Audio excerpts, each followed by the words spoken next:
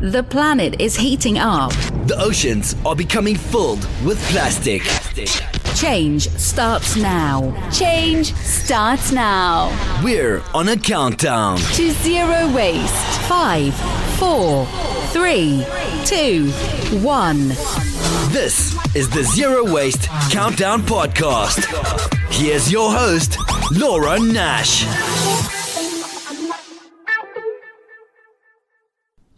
Hello, everyone, and welcome to the Zero Waste Countdown podcast and radio show. I'm your host, Laura Nash, and with me today is Ned Monroe, and he is the CEO of the Vinyl Institute. Welcome to the show, Ned. Thank you very much for having me. So tell me a little bit about what the Vinyl Institute is. Well, probably for folks that don't understand what vinyl is, it's probably the best place to start is what are the kind of things that you touch. So we're vinyl record albums. We are vinyl flooring and vinyl wall covering, the vinyls in billboards. The biggest single use of vinyl is in construction. About 70% of vinyl is used in construction projects, residential homes, office buildings. So primarily that's pipes, PVC pipes. It includes flexible wiring. It includes vinyl siding and vinyl flooring and vinyl windows. But we have stuff in almost everything people are working and touching with.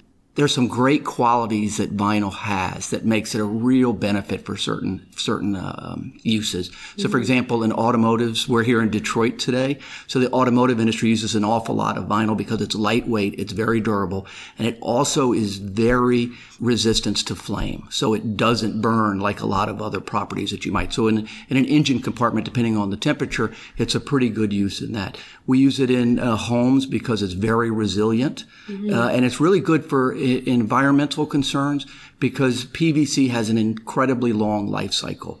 If you put a PVC pipe in the ground, for example, either for clean drinking water or wastewater, that pipe could last up to 100 years. It's lightweight to transport around the country. It lasts a very long time, so you don't have to worry about replacing it, which includes you don't have to dig it up. You don't have to have the heavy bulldozers out tearing up the streets. So it's a pretty environmentally, we think, positive story that we have that we can tell about some of the stuff.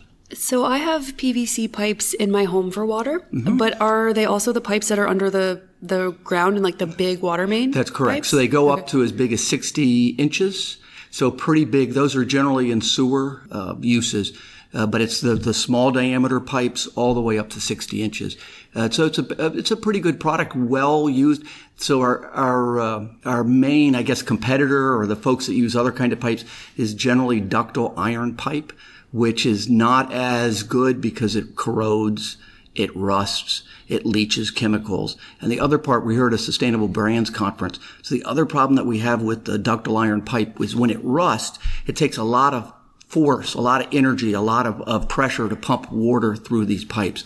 So our pipes, PVC pipe, are slick. They don't have the rust and the contaminants that you might get with a rusty iron pipe, for example. Is that because the rust kind of builds up and would create That's correct. Friction? That's exactly right. That's exactly right. Interesting. So as a Navy person, it's the equivalent of having the barnacles on the side of the ship. You're going to have a lot of crud on the inside of those rusty metal pipe over time. Yeah. And in fact, the diameters of the pipes get smaller and smaller and smaller. Yeah. So not only do you have more energy to push the water through, and it's not as clean, you also have a smaller diameter, so you can't get the volume of water. So here in Michigan, for example, the folks in Flint, one of the things you have to think about is how do you replace a product to make sure that you're going to have an environmentally safe, clean, durable product that meets requirements of the community. The other thing we talk about vinyl is it's pretty lightweight. So it doesn't really require the transportation, infrastructure, and cost when we're moving it around the country. Now, you asked earlier, what is vinyl? To the folks in the audience that don't know, the basic building blocks of vinyl are basically brine, so salt water, and natural gas.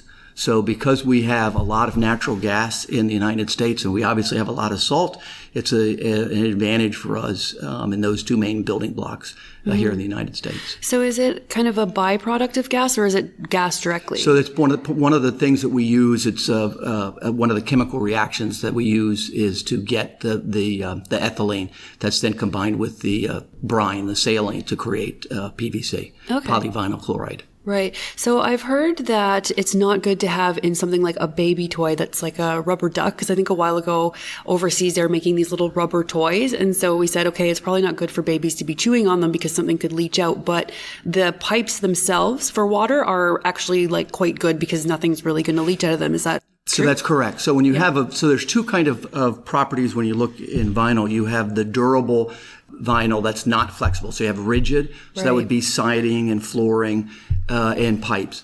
And the flexible vinyl are in cabling and in toys and in curtains and a lot of everyday uses that you might see. Now, there's a lot of different advantages and disadvantages with everything that you buy, and you have to look at the regrettable substitutions is how we refer to it. So, for example, they use vinyl, PVC in meat wraps. So when you go to the store and you're buying a package of meat, there'll be a little bit of the PVC that's actually in that meat wrap that's wrapping your steak when you're at the store. What part? Like the film, the Really? film, the saran wrap, as you know, in effect. Saran wrap is made with... It's not, but in effect. But the meat wrap, and it is because PVC has components that allow a certain amount of air to go back and forth between that barrier, which is a good thing because it doesn't trap pathogens within the meat. And it also, you can smell it when the meat is going bad. So it actually is one of those properties where you might say, well, do I really want PVC around the meat? In fact, you really do. There are some butchers and some meat companies that have tried to not use it, and then you have problems where you have the safety of the food at risk. So you have to balance with everything in life. You have to kind of balance what is the appropriate use and what's the potential regret if you substitute something else that's not as good. Very interesting. So I actually use it for my flooring at home, and I had to choose between tile and between vinyl. And so I chose the vinyl in my kitchen, and this is kind of funny because... It's beautiful, isn't it? Well, it's better for me because I have an 8-year-old and I can drop a bottle of wine on it. Sure. And it won't break. Sure. If I drop a bottle of wine on tile, it's either going to break my tile or it's going to smash the wine into a million bits. But that's a responsible choice. I mean, it really, I'm actually happy with it. When you think about it, there's checks and balances, there's advantages and disadvantages of different things. And when you look at a flooring like that, you think about the opportunities of what does it cost to manufacture that item? Where is it coming from? Where is it transported? How is it mined? So if you're using a tile, you have disadvantages because it is harder. There's some health concerns about the sand and the silicosis, I believe is what it's called, so which causes cancers of the lungs for the folks that are cutting that. So there's a lot. I mean, there's not to disparage one over the other, but there's always these advantages or disadvantages. We like it because it's very, very durable. It's a cost-effective choice for individuals, and it will last a long time. And the other thing is it's recyclable. The Vinyl Institute is very, very keen in promoting our recyclability of our vinyl products. So in the last year, we recycled over 1.1 billion pounds of vinyl in North America. And of all the stuff that's in a landfill, only 0.8% is actually PVC or vinyl. So it's a very, very small percent. And that which is out there, we're recycling. We recycle both pre-consumer. So let's say you're a pipe manufacturer and the pipe doesn't come out right. They'll regrind it right on the spot, put it back in, and they'll reform it. They'll re-extrude it into a new pipe. And post-consumer, we're very involved in taking back vinyl siding, vinyl flooring, vinyl roofing. So, kind of the film that goes on top of roofs. And a lot of folks are taking back vinyl billboards, for example, nowadays, because there's a real opportunity to recycle. What we understand is that vinyl can be recycled up to 7 times without losing any of its durability and abilities. So you don't have to add any new products to it. You can just... Well, obviously it's going to be turned into different products because if you're going from virgin PVC to a recycled product, the color might be a little different. But if it's brand new pipe, if it's a brand new pipe that hasn't been gone out into the ground, yes, you can keep doing that up to 8 times. Wow. Most people that recycle are using it. A lot of it is in kind of the black drainage pipes that you might see at Home Depot. I have those, yeah. Yeah, so you see those kind of in the bigger, darker sewer pipes that you'll see. Some of that is recycled content. They also use it for fencing. So they'll put, the vinyl fencing that you see as opposed to metal or wood fencing. They're going to a lot of the vinyl And the interior posts will be the recycled, and then they'll have kind of a cleaner look on the outside. So recycled content is growing pretty high. So what is it about vinyl that makes it so easily recyclable? Part of it's the chemicals. Yeah. Right. It's just the chemistry Compounds. that you can involve. You can just reform it right back into it. And it's durable. It's a great chemistry behind it that makes it a great property. So what is the Vinyl Institute's Vinyl Sustainability Council? Hey, I'm so glad you asked. We're actually here at the Sustainable Brands, and we're actually launching our Vinyl Sustainability Council. Is an organization that's come together of all folks in the vinyl value chain. So it's everybody from the Vinyl Siding Institute, us, and the vinyl siding folks, and the resilient flooring folks, and companies that make PVC, to people who make pipes and people who are selling pipes. So it's the whole value chain. And actually they came together over the past 3 years. They collaborated. They kind of looked and see what are the opportunities and what are the anticipated threats on the horizon. Good. And they came together to develop what we're calling Vantage Vinyl. And Vantage Vinyl is our collaborative sustainability program. And Laura, I'll tell you, here's where we come from. So we're at Sustainable Brands Conference in Detroit. And I think everybody here understands a pretty urgent truth. And that is that if we go about doing what we're doing, our normal day-to-day life, with the population going to be growing to 10.5 billion people in the next 30 years, we're going to need 3 planets worth of natural resources in order to meet the needs of that 10.5 billion people. We think that sustainable materials such as vinyl is one of the solutions to meet that growing need. So what we're trying to do is talk to people about how sustainable material like vinyl can bring great health care solutions to people in need. So, for example, blood bags. And we have floorings in hospital and wall coverings. So if you're moving a hospital room, a patient comes and goes in 30 minutes, you've got to disinfect the room so pathogens aren't transported. You need a really good surface that can be disinfected, and vinyl is one of those. Can I ask you about the blood bag, though? Like, is that safe for blood? It's completely safe. In fact, it's a recommended use. The other one would be going to glass bottles, and you have to sterilize. So the property of the vinyl doesn't allow the blood, the lines to crimp.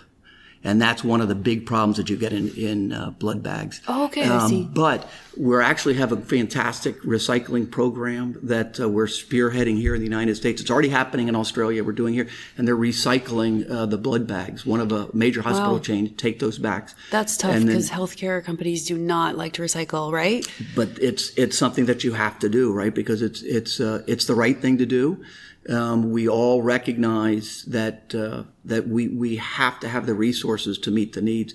The other thing that we're really very focused on is, we're looking at recycling. We're looking at landfill diversions. We're looking at health and safety, and we're also looking at the emissions issue. But for us, vinyl has a fantastic story that we can tell. Our landfill diversion is actually working. We're announcing our Vantage Vinyl program today, and the goal here is to set measurable goals that are really concrete, that really are going to have a difference. And we're going to publicize the results as we go through, the improvement we're making. And I think people are going to realize long term that vinyl is a product, is a solution to what's going on in sustainability right now. We all want to get to zero waste. Maybe you start zero waste manufacturing waste to landfill, and then you get zero waste to landfill. But part of that solution has to be the life cycle. In vinyl, particularly when you have pipes and wiring things that last 100 years, that's a great solution, that you're not just throwing things out every couple months, every couple years. Mm-hmm. And it's safe to use hot water in them too, right? I just absolutely. Asking you about this. Oh, yes, I know people absolutely. ask me. Oh, yeah, absolutely. Yeah, absolutely. Yeah. So you have to follow your manufacturer's specifications. So, for example, a lot of hot water is used in the PVC, but you can only do it at certain temperatures. So, for example, at your home in your furnace, you'll have a flue gas vent, and the pipes are regulated to a certain amount of temperature. So you might want to get CPVC, chlorinated PVC. That gives you a different level. But you just follow the manufacturer's recommendation when the contractors are putting it in. They're all certified. They'll put in the right material that you want want to use. But absolutely. Do you have other examples of sustainable examples? Because I kind of interrupted you with the blood bag thing, because I just wanted to ask you about that. I mean, so let's see. So the blood bag is really a great one. I'll tell you another one on the healthcare setting. Oh, good. So we were talking about moving hospitals into, they have to sanitize and they have to clean the rooms as patients are coming out. There are very few materials that'll stand up to the bleaches and the disinfectants in those rooms. And what happens is they're moving fast. So the cleaning crew comes in, the nurses come in, and they wash down all the surfaces. They're supposed to come in and rinse them off as well, right? So you come in and you sanitize, then you rinse, it all dries out. Well, sometimes the nurses don't have time, or the staff at the hospital doesn't have time. Mm-hmm. Now what happens if you don't do that the right way, the material degrades.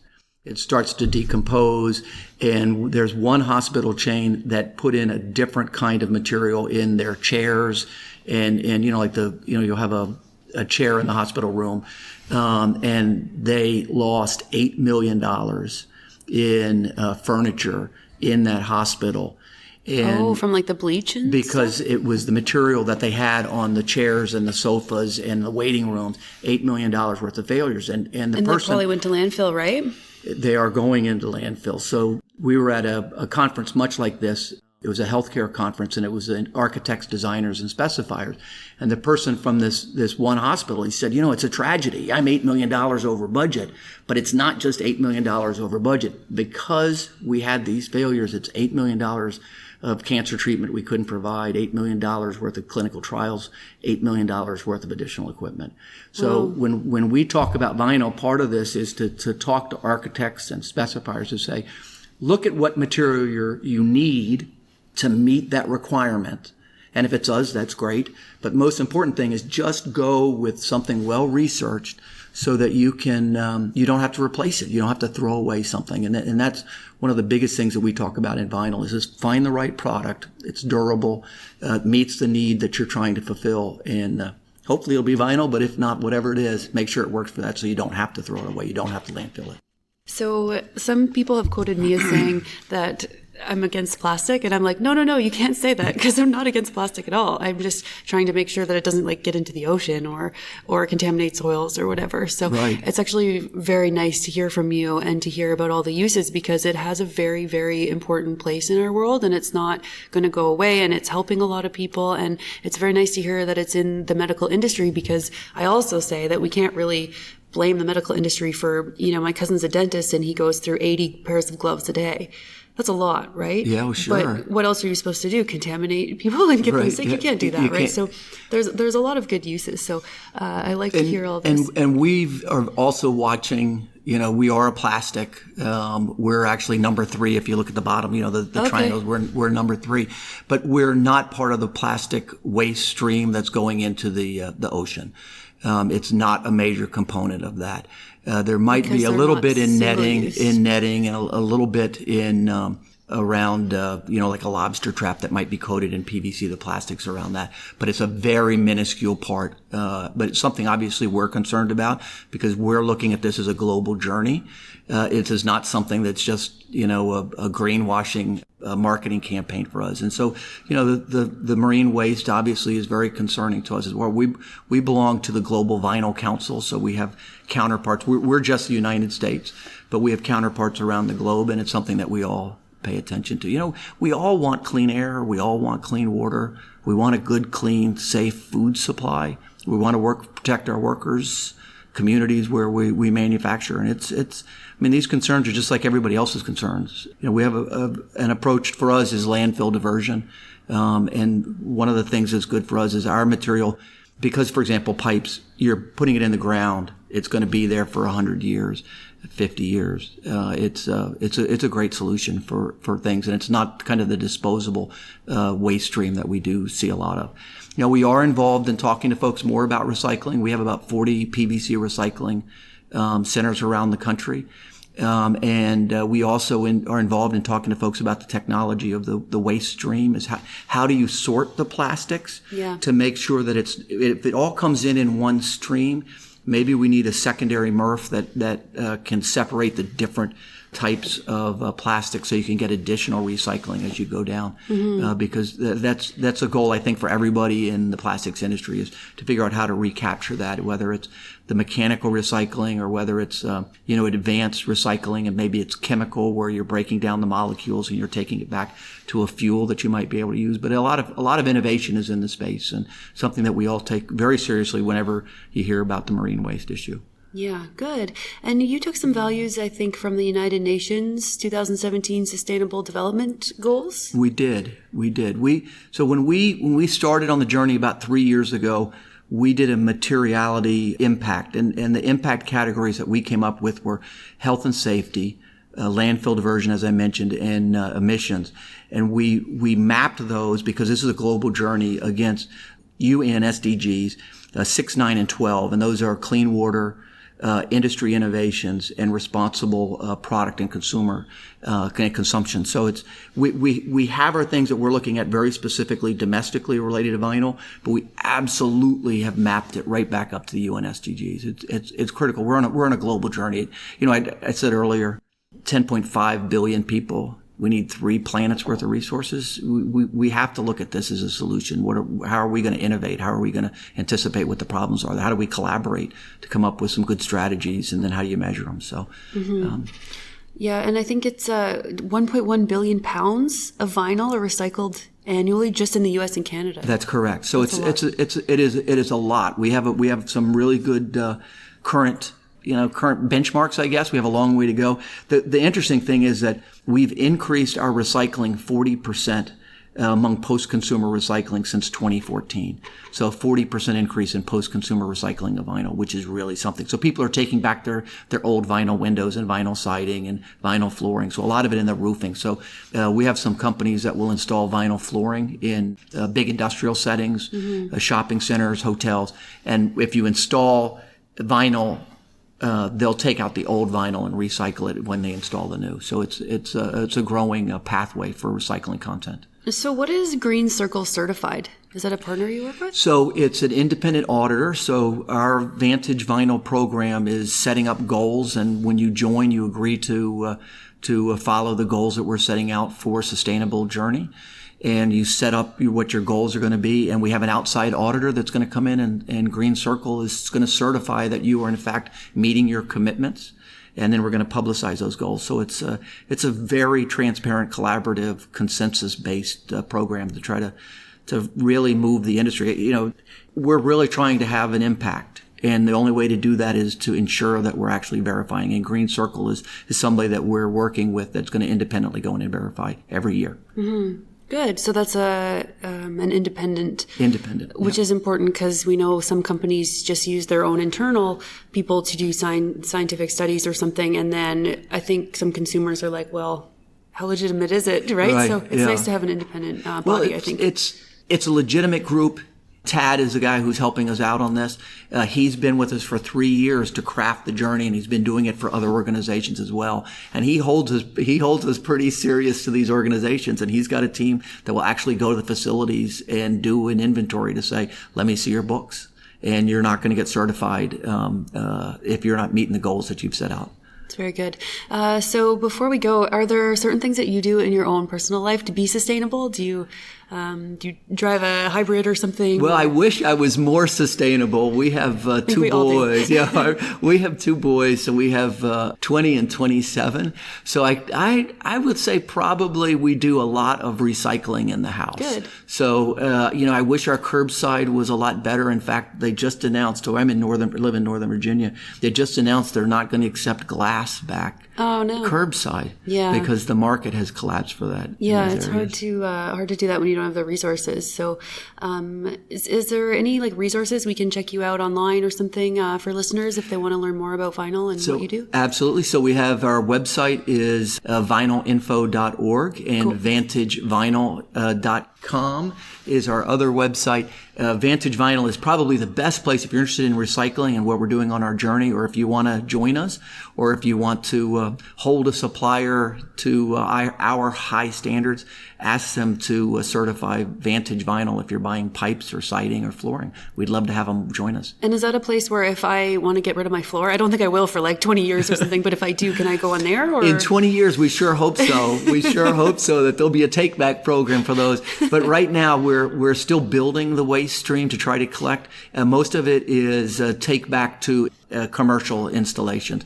But there are allowed, if you put it back in the waste stream, you can take up to, I think it's 3 or 5% within the waste stream of vinyl. So not quite ready to take back residential individual vinyl, but we're getting there. Yeah, maybe one day. Cool. Yes. Awesome. Well, thank you so much. And it was a pleasure talking to you. You're welcome. And I hope you enjoy the rest of the conference. That's Ned Monroe, CEO of the Vinyl Institute. Thank you very much, Laura. If you like our show and want to help save the world from all this trash we're consuming, please consider donating to the Zero Waste Countdown. You can become a patron on Podbean, you can find me on Patreon, or you can donate right on the website, zerowastecountdown.com. And if you're interested in seeing a photo of our guests, you can check us out on Instagram. That's _waste_countdown. And if you want to email me, it's laura@zerowastecountdown.com.